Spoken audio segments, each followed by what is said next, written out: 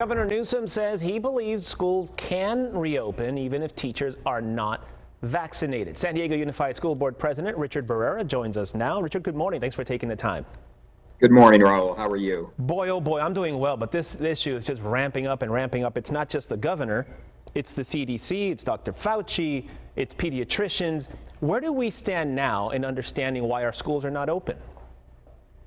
Well, first of all, our schools are not open because even under the governor's public health guidelines, our case rates are still too high in San Diego County. So, the case rates have been moving in a positive direction, and we're hoping that the case rates will soon be low enough that we can open up our schools or begin our process of opening up our schools. But we also, Raul, we believe strongly that it is appropriate for educators to be vaccinated. And so rather than, get into debates about whether or not educators need to be vaccinated before they come back, why don't we actually put our effort and energy into accelerating the vaccinations and getting our educators vaccinated? Because if we can get our educators vaccinated and if we can bring the case rates down to where they need to be, we will get our kids back in school. Look, believe me, nobody loves teachers more than me. That makes 100% sense to me. However, this is, you got to throw out the rule book in the world we're living in right now. You guys asked for that special line at Petco Park, which in a perfect world, okay, makes sense. Let's get the teachers in one line. But it doesn't work that easily. Nathan Fletcher straight up said no.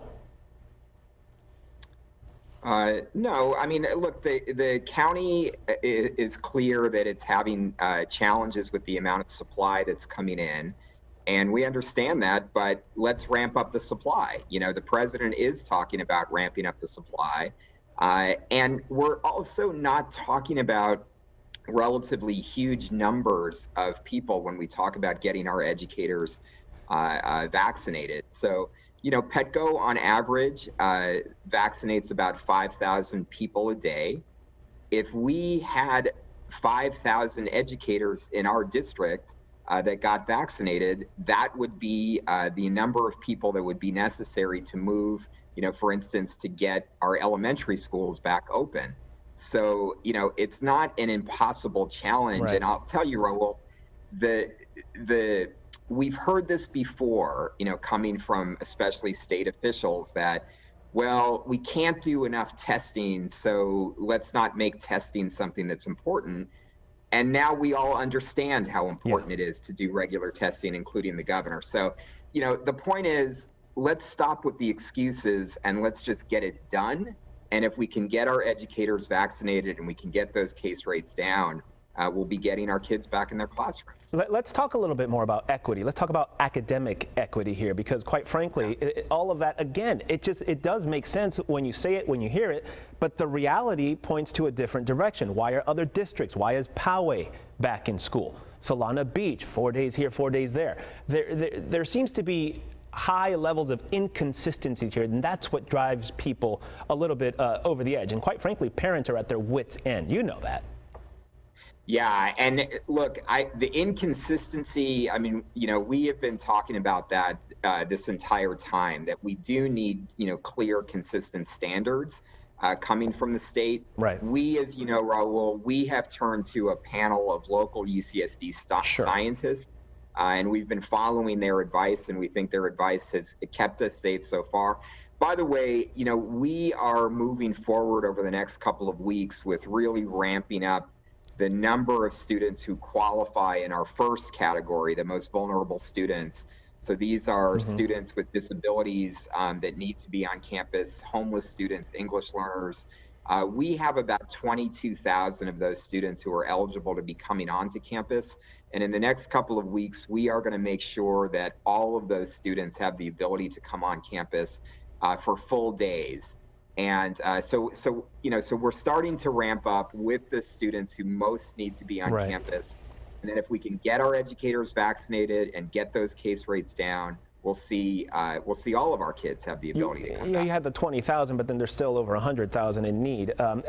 You mentioned the UCSD stock scientists that you guys are using to advise you, have they changed their metrics at all and their standards during all of these months? Because just when you hear that UC San Diego scientists are helping, it sounded great 6, 7, 8 months ago, but now when you hear the Academy of Pediatrics, the CDC, Dr. Fauci at one point, so the group of UC San Diego scientists, you're putting more stock into them than in what the CDC is saying, and the Academy of Pediatrics, Dr. Fauci, and everybody else saying that it is okay even without vaccinations and let the process run itself?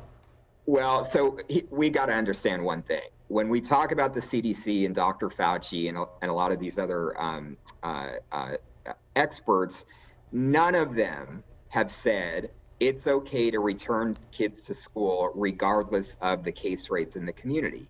They have all said you have to get your case rates down in order to reopen. So to answer your question, we did this week go back to our panel and say, look, how has the research evolved, over the last several months? Do you have updates on on the guidelines that you gave us in August? And we're expecting that analysis from our UCSD panel to come early next week, and we will continue to follow their guidelines. It makes sense that the vaccinating our teachers should be a priority, but perhaps not a prerequisite that's being demanded. I want to just ask you a fair question here. How much influence do the teachers' unions have in this process? When we talk, a lot of people use this teachers' union concept as if it's, a few people. We have, in the case of our district, our teachers represent over 6,000. Our teachers union represents over 6,000 of our teachers. Our teachers overwhelmingly are telling us we want to get back into our classrooms, but we want to be safe. The case rates of the virus still are very, very high, particularly in the southern parts of our community.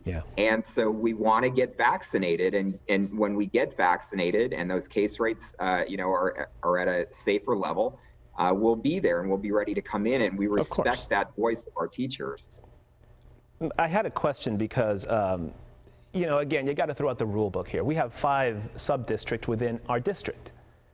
Why not address that and perhaps open by sub-district if each sub-district has better case numbers or better numbers than other parts? Because, again, this is different than anything we've handled before. And when you mention the community, again, I bring up the example of Poway. I live in Scripps Ranch. My kids are not in school. Poway kids who are literally 3-4 blocks up the street are going to Poway schools. We still interact at the Vons supermarket, at the Rubio's, at the outdoor dining, et cetera, et cetera. That is the community. So again, inconsistency. But also remember that in our district, a large percentage of our students go to school outside of the communities that they live. So, and many, of course, of our employees work outside of the communities that they live. So you can't just isolate, certain parts of our district and say that that's somehow in a bubble in itself. We have to remember that these case rates, across the county are important. But, you're correct that, when you compare Poway or Solana Beach or some of the districts that you mentioned, you also have to look at all of the South Bay district, Sweetwater, National City, Chula Vista, San Isidro. None of them are open, and because we do have huge disparities in our case rates. So if we want to talk about equity, let's do what we need to do to get our case rates down, to get our educators vaccinated so that we can get all of our back in school, not just penalize kids who happen to live in communities where there are high case rates. The intense level of debate here, Richard, I mean, I know you're not surprised, but what seems unusual to me at the same time, you're talking a Los Angeles city councilman wants to sue the schools of Los Angeles. San Francisco, the city is suing their own school district. Philadelphia has brought in mediators. Chicago has mediators. Something's off here. Well, and I think what's off is what is different about some of those places that you mentioned. And if we look at Chicago as an example, Chicago is the absolute example of what we do not want to do in San Diego. We do not want to pit parents versus teachers, district, versus. But it seems like we're past that point now. In the community. No, we're not past that point in San Diego, Raul, because we've actually stuck together. And when we open, we're going to do it in a way that everybody's on board with. What's happening in Chicago, they're talking about not just the teachers not coming in so that the kids are not getting learning in person, but then the district is talking about locking the teachers out of their computers so that no kids are getting distance learning. You know, you start to do that, you start to allow the community to come apart and unravel, and the end result is that the kids suffer. That's not the way that we do that's true. do our That work we in agree San on. Diego. You mentioned unraveling. I mean, yeah, okay, so maybe we're not doing what Chicago's doing, but I personally know many families who have taken their kids out of our San Diego Unified Public Schools, and they've changed districts, they've moved, or they're now paying $20,000 to $50,000 to send their kids to private school because they've seen how this is affecting not only their children's education, but their families as a whole. The last question I wanted to ask you, I want you to leave parents out of San Diego Unified with a message. A lot of them, and I've talked to these folks, they're losing faith in our public schools. They're looking to find these alternatives. What is your message? What is your timeline? Give them some hope at this point.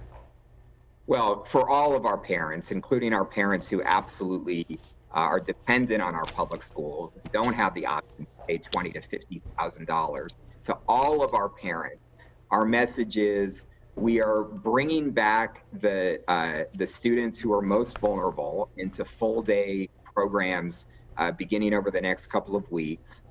As the case rates get to safe standards and as our teachers get vaccinated, we will actually be able to bring our students back, and we're hoping that that happens, this school year. And then we're going to have an expanded summer program, and we will absolutely be back in the fall. So, again, what I would ask all of our parents who are struggling, who are frustrated, stick with your teachers, stick with the safety standards. Do your part, which you have been doing, to make sure you're wearing your masks, complying with the health guidelines, and together as a community, we'll bring the case rates down, we'll get our educators vaccinated, and we'll get our kids back to school. Can you do a timeline, or is that too early? Well, we're hopeful that with the trends that we're seeing, in the case rates, that we would be talking about this spring, and that gives plenty of time, to get our educators vaccinated. So there's no reason why we can't do this, and get our students back on campus this school year. But we've got to do that work, get our educators vaccinated, and get our case rates down. Richard, I thank you for the time. I thank you for the honesty, as always. We love our teachers. You know that. Well, I know that, Raul. Absolutely. I appreciate the time and all the explanations. Thank you.